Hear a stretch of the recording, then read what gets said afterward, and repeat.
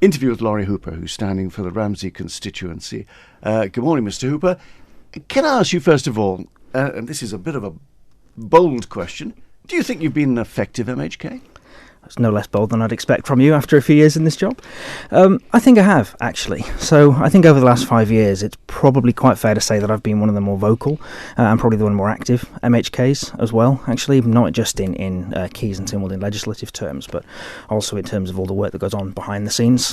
So I think I've definitely delivered on the things I set out to deliver. So in my manifesto last time around, I had 27 things I thought we needed to start work on or to complete by the end of this administration, if possible. And I went through my list the other day, and of all those things, there's only one that actually I haven't managed to make any progress on at all. So there's a number that have been completely done, tick the box. There's a number that are kind of halfway there, we're getting there, but there's only one that I haven't managed to achieve. You're not going to say roads, on. Are you, manager? No, unfortunately not. No, it was to do with education tax breaks, actually, to try and support people with things like nursery costs and education costs. We used to have the tax covenant in place, and they got rid of that in the middle of the last administration. I was just thinking, actually, we should probably bring that back to help bring the cost of education down a little bit, and haven't made any progress on that one, unfortunately. What some of the things you actually did mention at the time was well-maintained roads, available affordable housing, reasonably priced and reliable utilities. Yeah, so in terms of the roads, that one, not an ideal situation for Well, that's in impossible, Ramsey. isn't it? I mean, everyone accepts. I mean, it's a wish thing, isn't it? I don't accept that, actually. I think that with the right level of investment, I think you can sort your infrastructure problems But that's out. £100 million.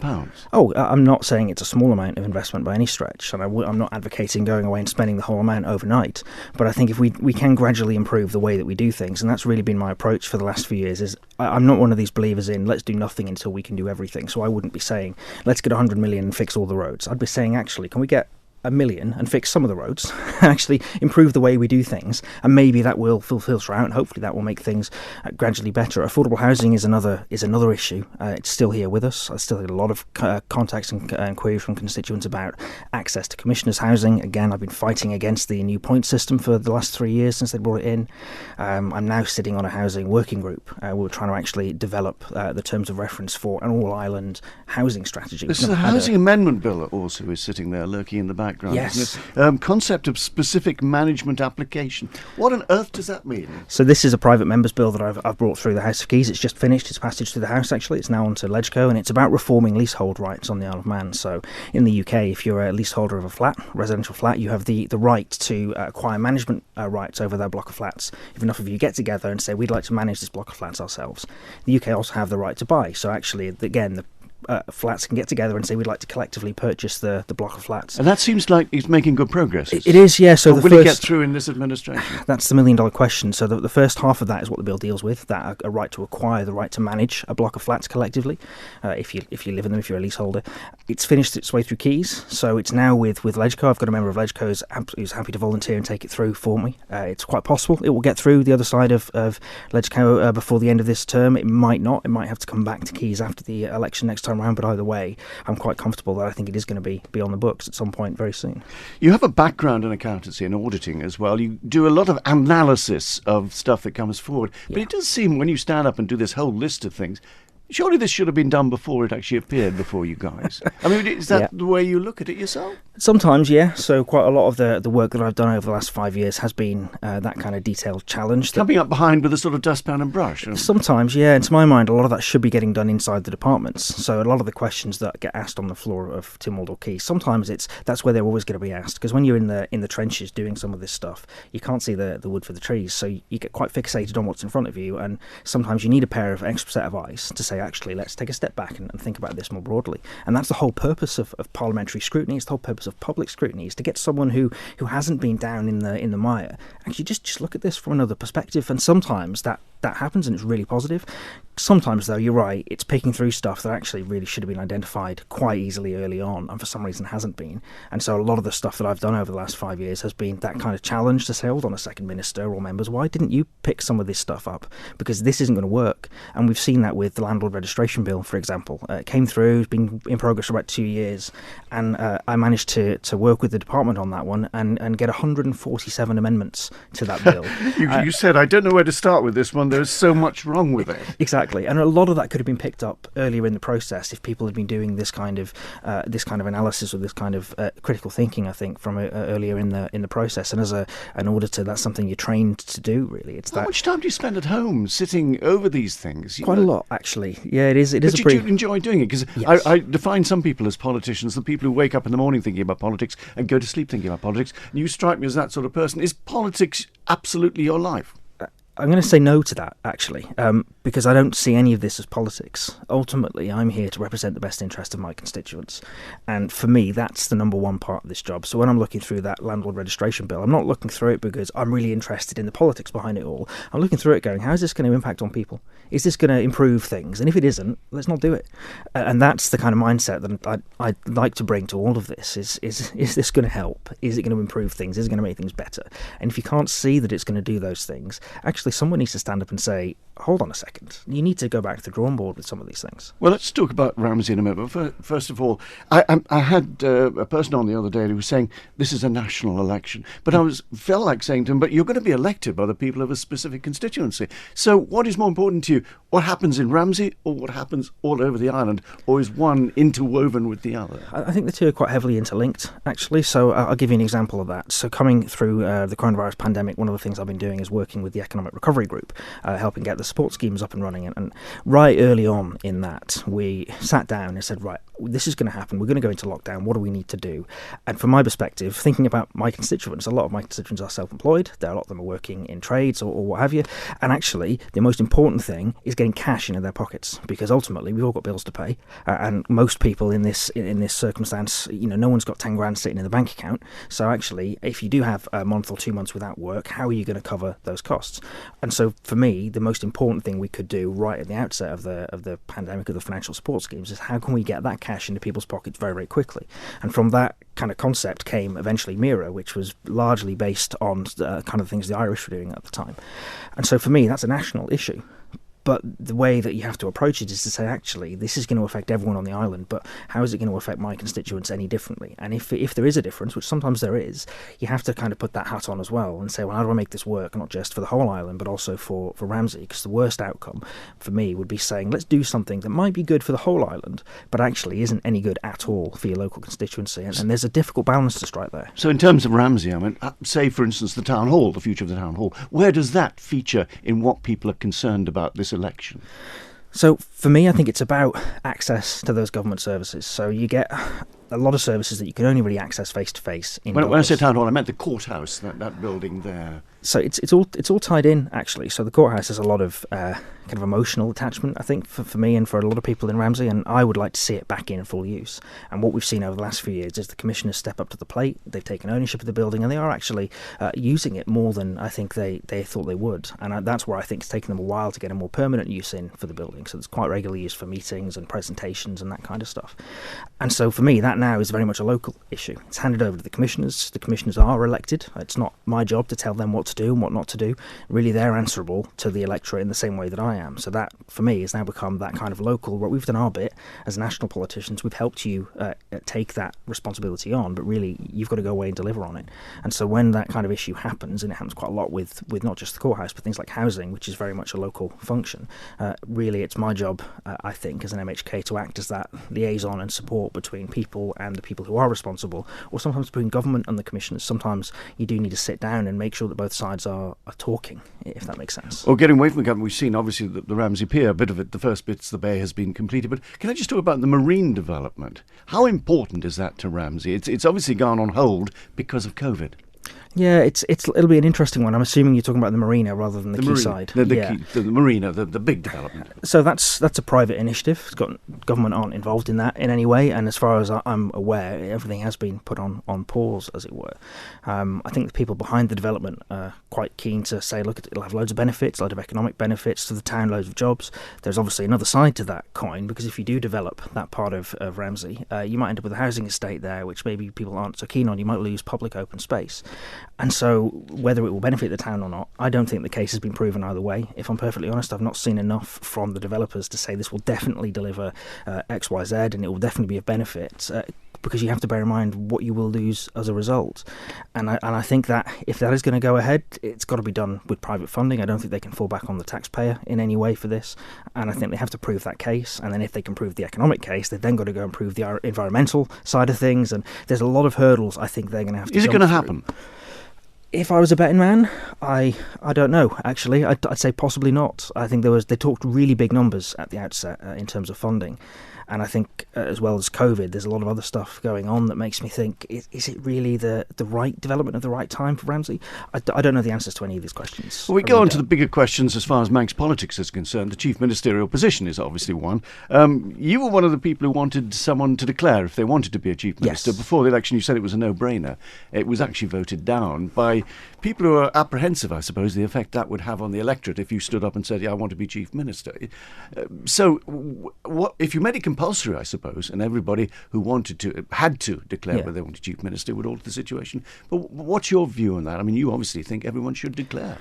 For me, I think it's just about honesty, actually. If you know now that you want the job, why not tell people? If people are voting for you based on what they know about you, and they only know what you tell them or what you share with them. So if you don't tell somebody something, how are they able to make that fully informed choice? The newspaper put your picture on its front page, didn't they? They did. You say no chief minister. At this point in time, it's not a job I'm gunning for. I think I've been clear that if a Liberal Vannin had 12 candidates and we all got elected and we had a majority, then naturally we'd form a government. But actually, when we're only running fewer candidates than that, actually, you think, where's the mandate to immediately announce, I'm going to go for the job? I'm not saying it can't happen. It might very well be that post-election everyone decides I'd be a great chief minister, but it's not on my radar right now, and it's not something that I'm overly interested in, to be honest, at this time. Well, let's stay with your party at the moment. 16 months into this administration, you were asked by late Roger Watterson, being member of with a member there, how does that affect your position? She said it's helpful having someone backing you up. You now don't have someone to back you up. You are in effect sort of an independent because everybody else is an independent. Does that make life different? I don't think it does. I think it makes it slightly harder, admittedly, but then now I'm just in the same position that every other member of the House of Keys is in. Except you have a set of rules that have been put down by your party, in effect. I mean, guidelines. Yeah, but again, that's no different, really, to anyone else that stands. I'm just being a bit more open and transparent about what I believe in. So, as a party, we've published on our website a list of the kind of principles, things that we'd like to stick to, things like reducing income inequality or improving quality of life. There's lots of stuff on there, but really every member of the House of Keys is the same. Everyone has said, this is the box that I'm in, this is where I sit. We're just quite open about that, as opposed to other members who maybe don't have such a clear set of principles published anywhere. So I don't see that as any different now. I have had the advantage of like 3.5, 4 years of having another member with me, and that I think has really helped in terms of enabling us to deliver more of what we were trying to deliver as a party or even as individual MHKs. So I think rather than seeing myself now as, now it's just me, I look at it more, well, I had 4 years of great partnership working, which I'm hoping to get back to after the election. I'm hoping to have another couple of Liberal Vannin MHKs in there with me so we can do that again. Because the idea at one stage was to get a Liberal Vannin candidate, this was some years ago, standing in every constituency. Yeah. Is that practical? Is that going to happen? I think it will eventually, at some point. But not this time? No, I've been quite clear from the outset that I'm not a fan of just running candidates for the sake of it. I think if we're going to run candidates, they have to be credible, they have to be good, they have to be people that we genuinely believe in and that they genuinely believe in us as a party as well. So there's definitely a balance to be struck. And again, we're definitely going to run a number of candidates. You've seen Paul Weatherall declare already. There'll be another declaration coming soon, and then hopefully more to follow.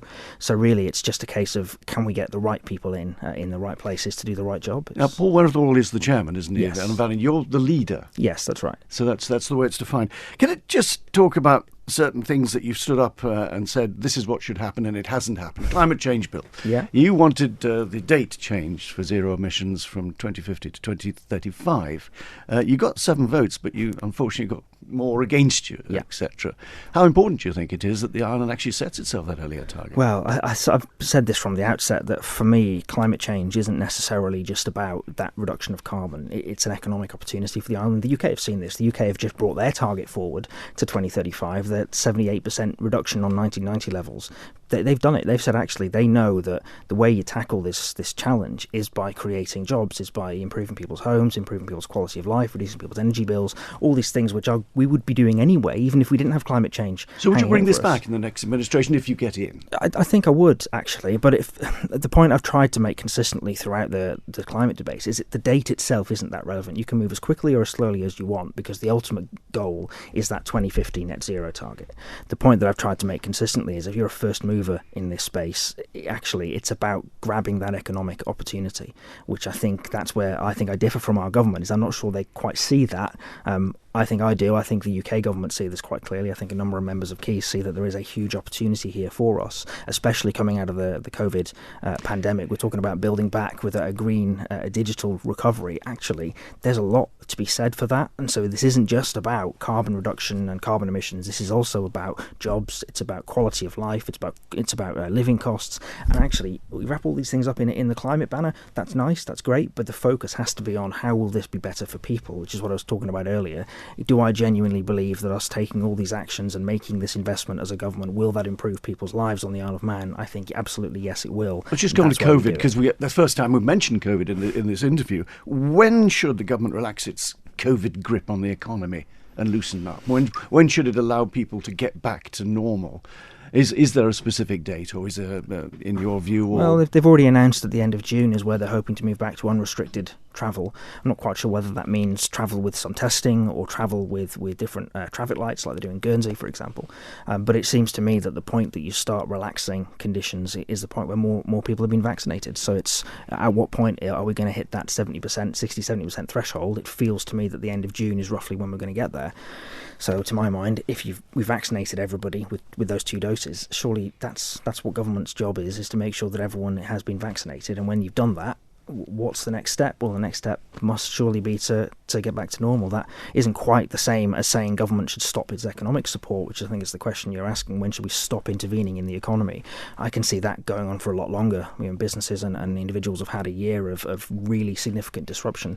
And I'm not convinced that we get to the 1st of July, the borders open and everything's hunky-dory. That's not the case. It won't be hunky-dory for a while, because the government has to repair the damage. That's exactly the point. I don't think it's government that's going to be repairing the damage. I think it will be those individual businesses, those entrepreneurs, the private sector are the ones that are going to drive a lot of that recovery. But it's government's job, I think, to support them in doing that, to help them do that in the best way possible, really. And that's where government, I think, comes in, and I think government can make a real difference there. Let's just talk about ministers and the steam packet. Quote, failures were clearly on the part of the ministers. You believe that?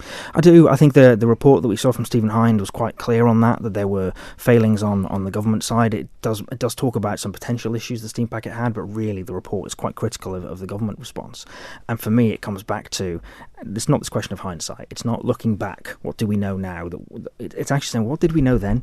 What did we know about the risk to the steam packet and testing of critical staff, for example? And we know that back in May last year, backbenchers like myself were asking government questions about, are you testing all of your critical workers? Are you testing your key workers? And the answer that government came back to in May last year was, yes, we're looking at doing this now. And you think that was in May. So government was aware that this should have been going on, and yet between May and February it seems like no one asked those questions. No one in government said, actually, are we checking on them, on the steam packet crew? We're checking on everyone else who's in isolation. Are we checking on steam packet members? And the answer is no, they weren't. And so to my mind, I'm not sure that you can blame the steam packet for doing what they'd been advised to do. Does forgiveness come into this, or we've got the PAC are actually looking into this as well. Do heads have to roll? Does someone have to stand up and take responsibility? So I'm vice chair of the PAC, so I can't really talk too much about what we're doing. I don't think necessarily it's about heads rolling. It is about people standing up and being accountable for the decisions they've made. There's a huge difference between saying, I'm sorry for the mistakes others have made and I'll take responsibility, and saying, I made mistakes, I take responsibility for my own mistakes. And what we've heard so far from government is the first of those. We've had I'm sorry from the Chief Minister. We've had from the government so far, there were mistakes made and it wasn't clear enough, and I'm sorry for the mistakes that were made through that process. But so far what I've not heard is someone say, actually, as a group of ministers, as the Council of Ministers, we're sorry for not asking more questions. We're sorry for not perhaps being as robust as we could have been in challenging some of the things we were being told and some of the advice we were being given. And it's difficult to put this in context because everyone makes mistakes. No one's perfect. I absolutely get that.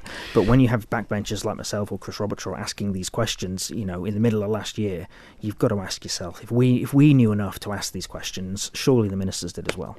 I just want to move on to the subject of living wages. And you say the minimum wage should transition into Yes. a living wage in 5 years. Yeah. That's what you believe, is it? Yeah, absolutely. I mean, to my mind... I mean, a lot of people don't know what the difference is, basically. Well, the difference is about £2 an hour, actually, which, if you're really earning the minimum wage... Yeah, but why there is a difference? Why we don't just have one level? That is the million-dollar question, I think. I think it's because the minimum wage has always been set at what the government considers affordable, as opposed to, actually, is this enough to allow somebody to participate fully in society? And it isn't just the minimum wage that needs to go up, it's also things like our benefit rates. So there's a select committee report that's just been published that talks about minimum the benefit levels actually being pegged in some way to a living wage. That's what we did with MIRA. That's what we did with salary support. We identified that actually, if you want people to actively participate in society and have a good quality of life, you need to make sure they've got enough money in their pocket to do that.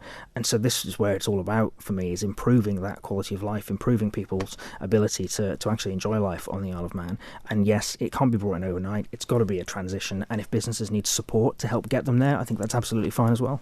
20 minutes passes very quickly indeed. Lawrie Hooper, standing for the constituency of Ramsey, thank you for joining us. Thanks very much.